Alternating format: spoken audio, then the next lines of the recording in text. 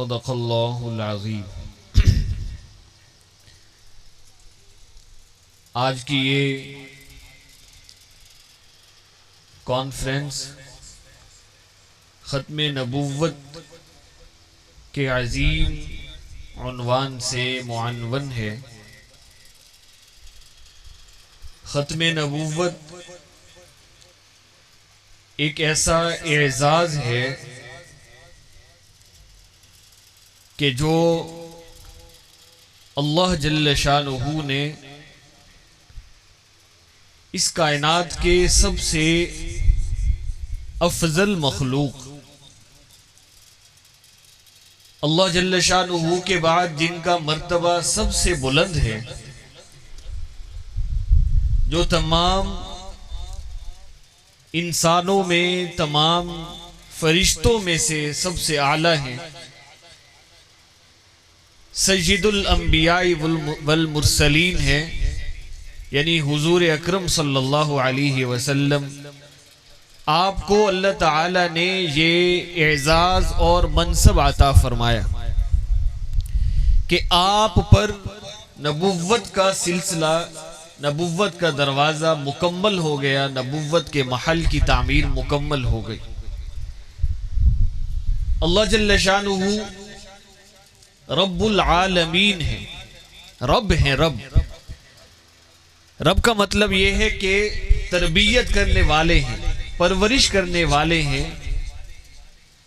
اللہ جل شانہ ہر ایک کی چھوٹی سی چھوٹی مخلوق سے لے کر انسان تک ہر ایک کی پرورش کرتے ہیں، تربیت کرتے ہیں، اور انسان کی جیسے جسمانی پرورش کی، جسمانی تربیت کی، اس کے لیے ایک عجیب و غریب نظام بنایا۔ ماں کے پیٹ سے لے کر انسان کی موت تک ایک ایسا عجیب و غریب نظام ہے کہ میڈیکل سائنس حیران و پریشان ہے کہ کس طرح اللہ تبارک و تعالی نے جسم کا نظام بنایا اور ہر ایک انسان کے عضو کو کس طرح غذا پہنچائی جا رہی ہے۔ تو ایسے ہی اللہ تبارک و تعالی انسان کی روحانی تربیت کرنے والے بھی ہیں، انسان کی روح کی تربیت کرنے والے بھی ہیں، اور انسان کا جسم اللہ تعالی نے اسی زمین کے مادہ سے بنایا۔ انسان زمین سے غذائیں حاصل کرتا ہے اور اس سے مادہ منویہ بنتا ہے، اس سے انسان کا جسم بنتا ہے، لیکن انسان کی روح اللہ تبارک و تعالی نے اپنے فرمان سے جب ماں کے پیٹ میں بچے کی پیدائش ہو جاتی ہے، بچے کا ایک مجسمہ بن جاتا ہے، 4 مہینے کا ہو جاتا ہے، تو اس کے بعد اللہ تبارک و تعالی کلمہ کن فرماتے ہیں اور عالم ارواح سے ایک روح اس جسم میں پہنچا دی جاتی ہے، کلمہ کن سے پیدا ہوتی ہے۔ گویا روح جو ہے وہ اس زمین سے پیدا نہیں ہوئی، وہ اللہ کے فرمان سے پیدا ہوئی ہے۔ تو انسان کا جسم اس زمین سے پیدا ہوا، اس کی غذا کے لیے انتظام بھی اسی زمین سے کیا گیا۔ انسان کی جو جسم کی غذا ہے، کھانا پینا ہے، اناج ہے، غلہ ہے، بے شمار ضروریات ہیں، ساری کی ساری اسی روئے زمین سے وابستہ ہیں، لیکن انسان کی روح اللہ تبارک و تعالی نے خود کلمہ کن سے پیدا کی، تو اس کی غذا بھی اللہ تبارک و تعالی نے آسمانوں سے اس کا انتظام فرمایا۔ سب سے پہلے انسان حضرت آدم علیہ السلام آئے، حضرت آدم علیہ السلام سے ہی انسان کی روحانی تربیت کا آغاز ہو گیا۔ حضرت آدم پہلے انسان بھی تھے اس روئے زمین پر، اور سب سے پہلے نبی بھی تھے۔ ان کو اللہ تبارک و تعالی نے روحانی غذا کے لیے منتخب فرما لیا تھا۔ اللہ تبارک و تعالی نے روحانی غذا کے لیے جو انسان کو احکام دیے، جو شریعت دی، جو دین دیا، جو اسلام دیا، وہ اللہ تعالی نے آسمان سے فرشتوں کے ذریعے انبیاء کرام تک منتقل کیا۔ انبیاء کرام وہ روحانی غذا انسانوں تک پہنچاتے رہے۔ شروع میں انسان کی ذہنی ارتقاء، ذہنی سطح وہ اتنا بلند نہیں تھی، انسان ذہنی طور پر زیادہ سوچ کا حامل نہیں تھا، اس کی انسان کی ابتدا ہو رہی تھی، اس لیے اس وقت احکام بھی اللہ تبارک و تعالی نے اس کی انسان کی اپنی صلاحیت کے مطابق دیے۔ جیسے جیسے انسان ذہنی طور پر ترقی کرتا گیا، آگے بڑھتا گیا، تو اللہ تبارک و تعالی اس کی ضروریات کے مطابق، زمانے کے تقاضوں کے مطابق وہی بھی اسی طرح اتارتے گئے، شریعت کے احکام بھی اسی کے غذا کے مطابق، اسی کے حالات کے مطابق، اس کی ضروریات کے مطابق تبدیل ہوتے گئے۔ اللہ تبارک و تعالی اس میں اضافہ کرتے گئے، یہاں تک کہ جب حضرت عیسیٰ علیہ السلام تشریف لائے تو اس وقت تک بھی انسانیت نے خوب اپنے ارتقاء کو حاصل نہیں کیا تھا، اس وقت تک بھی انسان کا ارتقاء، انسان کی ترقی، انسان کا ذہن کامل نہیں ہوا تھا۔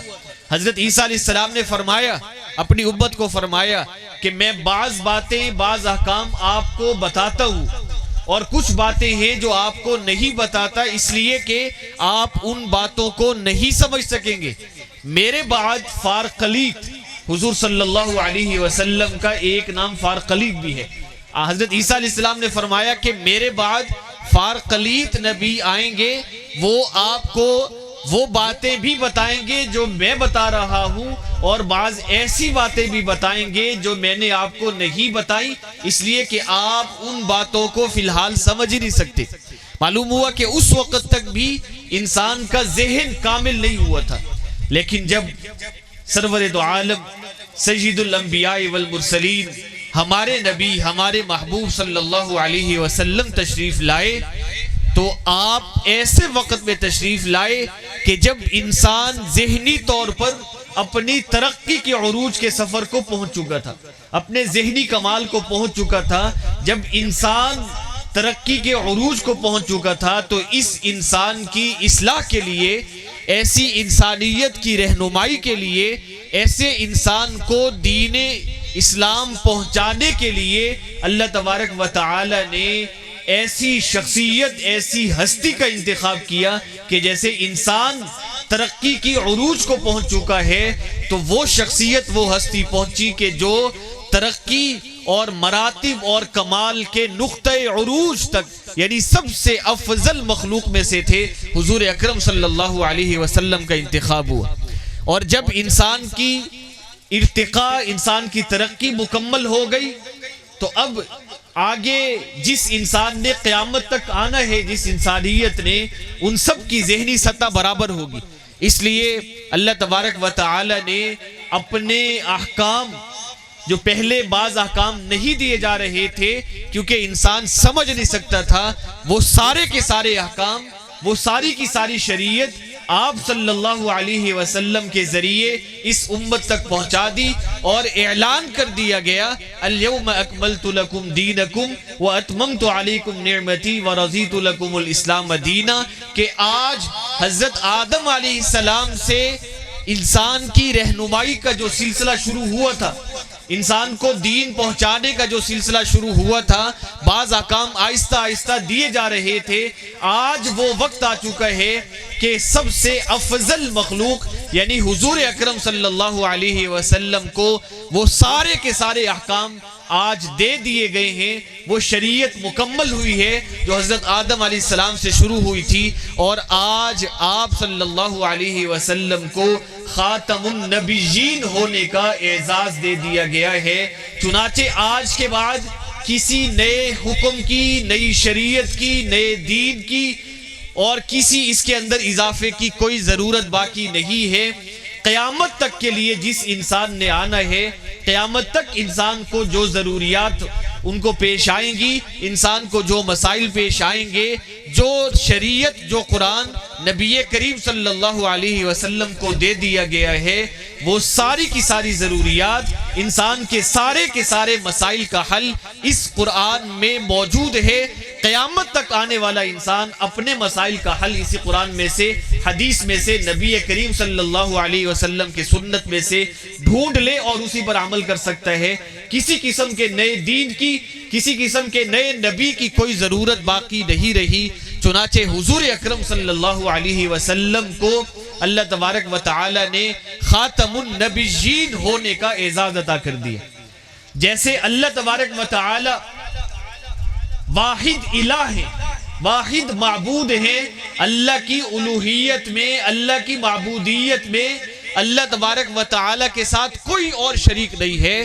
ایسے ہی حضور اکرم صلی اللہ علیہ وسلم بھی واحد خاتم النبیین ہے. آپ کی ختم نبوت میں بھی آپ کے ساتھ کوئی شریک نہیں. اور جیسے کوئی شخص اگر اللہ جل شانہ کو بھی خدا مانتا ہو، عبادت کرتا ہو، الہ مانتا ہو، اللہ کے آگے بھی سجدہ ریز ہوتا ہو، لیکن ساتھ ساتھ کسی اور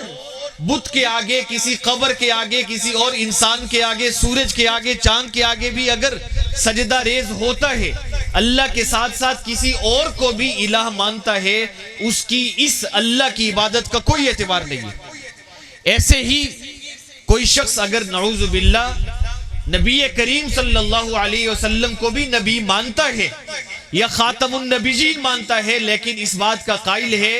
کہ اس نبوت میں یا خاتم النبیین ہونے میں مرزا قادیانی یا کوئی فلاں مردود ذلی اور بروزی ہونے کی حیثیت سے شریک ہے، تو آپ صلی اللہ علیہ وسلم پر اس کے ایمان لانے کا کوئی اعتبار نہیں ہے.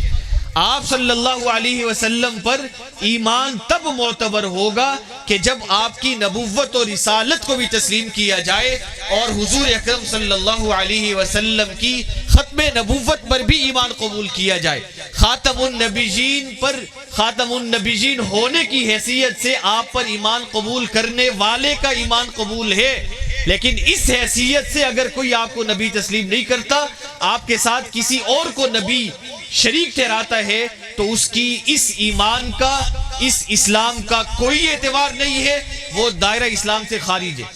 یہ خاتم النبیین ہونا ہمارے نبی کریم صلی اللہ علیہ وسلم کا اعزاز ہے، اور یہ اعزاز، اس اعزاز میں صرف اور صرف آپ ہی کو دیا گیا، آپ کے ساتھ کوئی اور اس اعزاز کے اندر شریک نہیں ہے. اور حضور اکرم صلی اللہ علیہ وسلم اس انسانیت کے قافلے کے وہ رہنما ہیں کہ جنہوں نے اس انسانیت کے قافلے کو، جو قافلہ سفر کر رہا ہے اور اس کی منزل قیامت ہے، اس قافلے نے قیامت تک کا سفر کرنا ہے.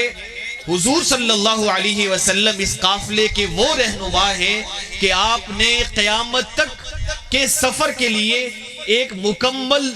بہترین، واضح اور شاندار نقشہ اس امت کو بنا کر دے دیا ہے. امت نے اس نقشے کو دیکھ دیکھ کر قیامت تک کا سفر کرنا ہے. اور جناب نبی کریم صلی اللہ علیہ وسلم ہر اعتبار سے خاتم ہیں اور خاتم بھی ہیں، یعنی آپ مکان کے، آپ کی نبوت مکان کے اعتبار سے بھی کامل ہے، غیر محدود ہے. پہلے والے انبیاء کرام علیہ السلام کی نبوت، بعض انبیاء کی نبوت ایک علاقے کے لیے، ایک قوم کے لیے ہوا کرتی تھی، ایک قبیلہ کے لیے، ایک گاؤں کے لیے، یا چند شہروں، چند ممالک کے لیے ہوا کرتی تھی. لیکن جناب نبی کریم صلی اللہ علیہ وسلم کی نبوت کسی ایک علاقے کے لیے نہیں ہے، کسی ایک قوم کے لیے نہیں ہے. آپ قومی نبی نہیں تھے بلکہ بین الاقوامی، انٹرنیشنل نبی تھے. آپ کی نبوت کا دائرہ کار پوری روئے زمین، صرف روئے زمین ہی نہیں، تمام جہان. تبارک الذی نزل الفرقان علی عبدہ لیکون للعالمین نذیرا، سارے کے سارے جہانوں کے لیے آپ کو اللہ تبارک و تعالی نے نبی بنا کر بھیجا. اور آپ صلی اللہ علیہ وسلم زمان کے اعتبار سے بھی خاتم النبیین ہیں، یعنی پہلے والے انبیاء کرام علیہ السلام کی نبوت ایک خاص ٹائم کے لیے، خاص وقت کے لیے ہوا کرتی تھی. جب وہ وقت، وہ ٹائم پورا ہوتا تو ان کی نبوت کا دائرہ مکمل ہو جاتا، اگلے وقت، اگلے ٹائم کے لیے نئے نبی آ جاتے. لیکن جناب نبی کریم صلی اللہ علیہ وسلم کی نبوت کسی ایک وقت، ایک ٹائم کے لیے نہیں ہے، قیامت تک اور قیامت کے بعد ہمیشہ ہمیشہ کے لیے آپ کی نبوت غیر محدود بنا دی گئی ہے. اور آپ صلی اللہ علیہ وسلم کی نبوت رتبہ کے اعتبار سے بھی آپ خاتم ہیں، یعنی آپ صلی اللہ علیہ وسلم کی نبوت کے جو مراتب ہیں، جو کمالات ہیں، یہ صرف اور صرف آپ ہی کو عطا ہوئے۔ رتبہ کے اندر بھی کوئی نبی، کوئی رسول آپ صلی اللہ علیہ وسلم کے ساتھ شریک نہیں ہے۔ سبحان الذی اسری بعبدہ لیلا من المسجد الحرام، اللہ تبارک و تعالی نے رات کے صرف ایک لمحہ میں آپ کو مکہ مکرمہ سے مسجد اقصی تک اور مسجد اقصی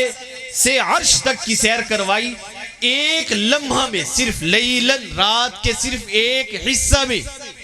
یہ سیر کرائی، اور مسجد اقصی میں اللہ تبارک و تعالی نے آپ کو اول سے لے کر حضرت عیسیٰ علیہ السلام تک تمام انبیاء کرام علیہ السلام کا امام بنایا۔ نبی اپنی قوم میں، پوری انسانیت میں سب سے بڑے مرتبے والے ہوتے ہیں، اور نبی کریم صلی اللہ علیہ وسلم ان تمام انبیاء کرام کے امام بن گئے، تو آپ کا رتبہ تمام انبیاء کرام اور تمام رسولوں سے بڑا ہو گیا۔ اور حضور صلی اللہ علیہ وسلم کو اللہ تبارک و تعالی نے وہ اعزاز عطا فرمایا جو کسی اور انسان کو، کسی مخلوق کو نہیں دیا گیا، یہاں تک کہ حضرت جبریل علیہ السلام کو نہیں دیا گیا، کہ آپ کو اللہ تعالی نے اپنے عرش پر اپنی ملاقات کے لیے بلایا۔ تو اس اعتبار سے آپ کا عروج سب سے زیادہ ہے، آپ کا مرتبہ سب سے زیادہ ہے، تو آپ کی نبوت مکان کے اعتبار سے بھی، زمانے کے اعتبار سے بھی، اور رتبہ کے اعتبار سے بھی غیر محدود ہے۔ اور اس موقع پر ہم یہ درخواست کرتے ہیں ان منکرین ختم نبوت سے، ان کو دعوت دیتے ہیں کہ اتنے اعلیٰ مرتبے والے جن کے امتی ہونے کی تمنا انبیاء کرام علیہ السلام نے کی، حضرت موسیٰ علیہ السلام نے کی، اللہ تعالی نے آپ کو یہ موقع عنایت فرمایا کہ آپ صلی اللہ علیہ وسلم کی غیر محدود نبوت کے سائے میں آ کر نجات حاصل کر لیں، ہمیشہ ہمیشہ کی کامیابی حاصل کر لیں۔ اور جو آپ ختم نبوت کے جو لوگ منکر ہو چکے ہیں اور ایک کانے دجال کے ساتھ جہنم کے گڑھے میں گرنا چاہتے ہیں، ان سے یہ درخواست ہے، ان کو یہ دعوت ہے کہ خدا را اسی دنیا کی زندگی میں ہوش کے ناخن لیں، سمجھ لیں، اس مخبوط الحواس کے ساتھ جہنم کے گڑھے میں گرنے کی بجائے خاتم النبیین صلی اللہ علیہ وسلم کے